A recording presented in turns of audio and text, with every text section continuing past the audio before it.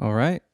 Good morning, good afternoon, good evening, YouTube, wherever and whenever you're listening to this. This is Rosh, and this is episode 4 of AxeFX III Basics. So, anyways, this is going to be a video series of just some basic preset building, some of my approaches on how I build my presets, and then I'll cover some advanced topics or whatever, just depending on what you guys are interested in.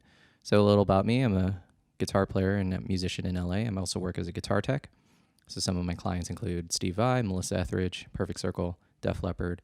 And so I've programmed a lot of their rigs using the Fractal, AxeFX III, and other Fractal products. So I just wanted to give back to the Fractal community and show some of my approaches on how I build presets. So in this episode, this is episode 4, we're going to talk about master volume dirty amps. So this is probably going to be the easiest thing to approach because there's not really much to it. So here's an empty preset. So you want to clear your preset out if you haven't already done so. And then let's do a quick build. We need an input 1, output 1, and then let's do an amp and a cab. Now, usually what I try to do is make sure that I start with some kind of 412 cab, generally. I have some of my go-to cab sounds, but I'm going to use just the factory ones because they're all pretty good. So let's do something like, I don't know, like a Marshall or something, or a Mesa. So let's see. Yeah, when we do Brit 70s greenback, why not? It's pretty good. Here we go. Okay, so I actually usually start with the cab block first. There's a lot of 412s to choose from. And again, you just pick something that's going to be kind of up your alley. I generally go with something with a 57 first because that's just a classic sound. And then later on, I'll maybe blend in something with a ribbon mic like a Royer 121. But generally, I start with a 57. So let's start with maybe like a JCM 800. So, all right. So Les Paul, bridge pickup. So what I'll always do is make sure the output's about unity. Probably bring that up just a little bit. Right.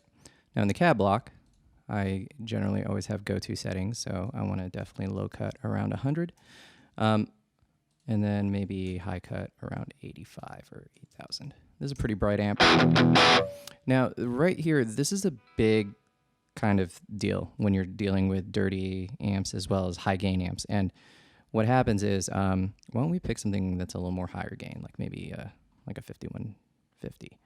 So if we do this, now check out what happens. If you don't low cut properly, then when you play low notes on a guitar,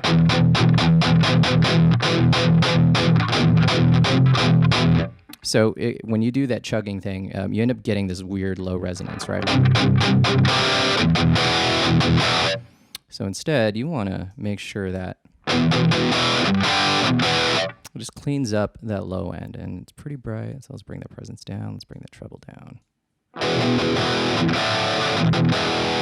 And then as you get into the even higher gain amp, so let's say like a Uberschall or something, where is it? Euro. Yeah, like a Euro Uber. It's really important that that low cut is there, because at 20, you'll end up you end up getting this weird jump right there. So you see that, like, if I play just normal without palm muting, it'll just, you can basically get it to unity.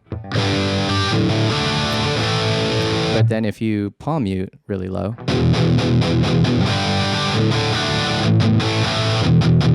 gonna be getting low, this weird low resonance, and it happens even more if, let's say, you pick a cabinet that has more bass. Like if you use a Royer 121,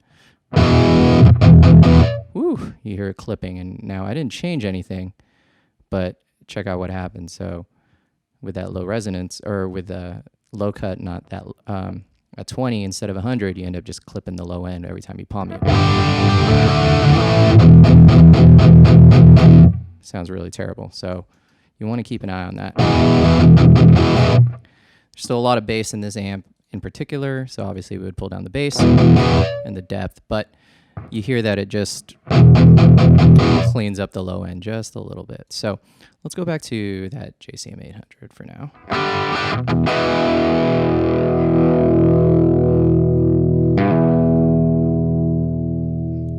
All right. So you'll usually find with most master volume distortion amps that you won't have to really mess with the actual master volume. Where it defaults to is usually a good starting point. But again, using the master volume to kind of shape the tone, make the power tubes work a little harder is pretty cool. So let's try to go for maybe a little bit more gain.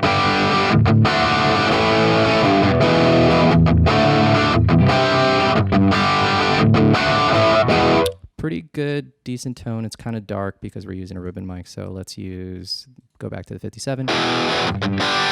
Now it has a lot of nasally mid-range. And so now at this point, I would actually start using 2 mics on the cab. So definitely with more gain, you kind of have to you have to be a little bit, what's the term? You have to kind of shape the tone a little bit more. So we were using the 70s greenback with 57, so let's round it off with a ribbon mic. So the 121, and here we go.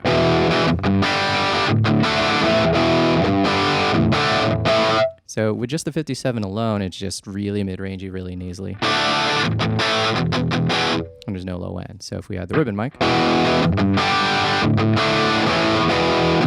just smooths that all out. Now you got a pretty good rock tone. We could probably add a little bit more of this. And then I feel like I could probably crank the master a little bit. So as you can tell, like at 4,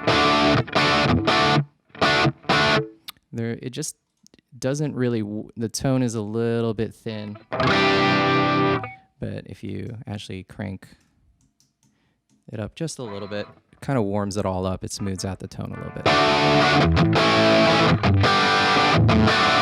It's pretty good, just like real generic distorted rock tone.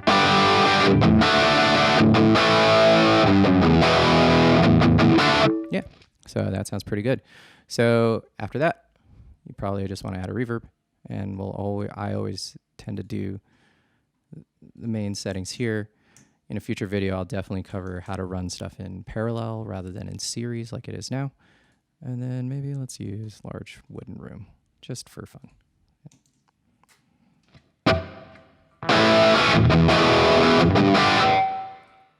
Let's bring that down.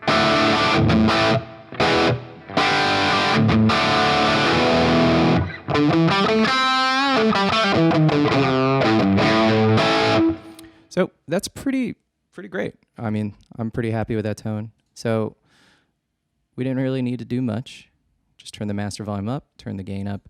It's really always about the cabinet. That's really important. So make sure you are working on getting the low cut somewhere between 80 and 100, depending on the amp, and then 8,000. Or if you need it brighter, you can add a little bit more.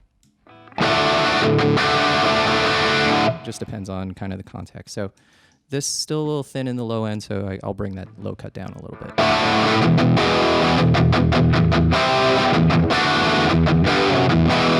Yeah, that sounds pretty good. So stock cabs, pretty basic settings, and you got a pretty good rock tone. So yeah, that's kind of my approach for master volume dirty amps. There's not really much to it. Really, the key is finding the right cabinet combination, or even using just one IR. But keep in mind, the dynamic mics like the 57 and the 421, they add that mid-range, and then the ribbon mics like the 160 and the 121 kind of smooth out the tone a little bit. And then again, you can, if this tone is too dark, you can just bring the level down of the cab a little bit.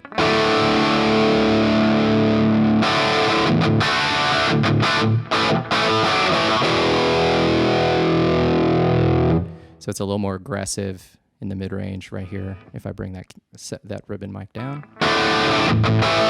But if you need to warm it up, you just add more. And then if you need to smooth it out even more or just get it a little darker, just bring that 57 down.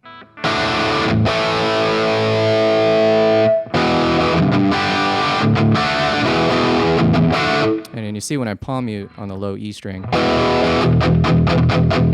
there isn't any weird transient or any weird chugging, crunchy like thing.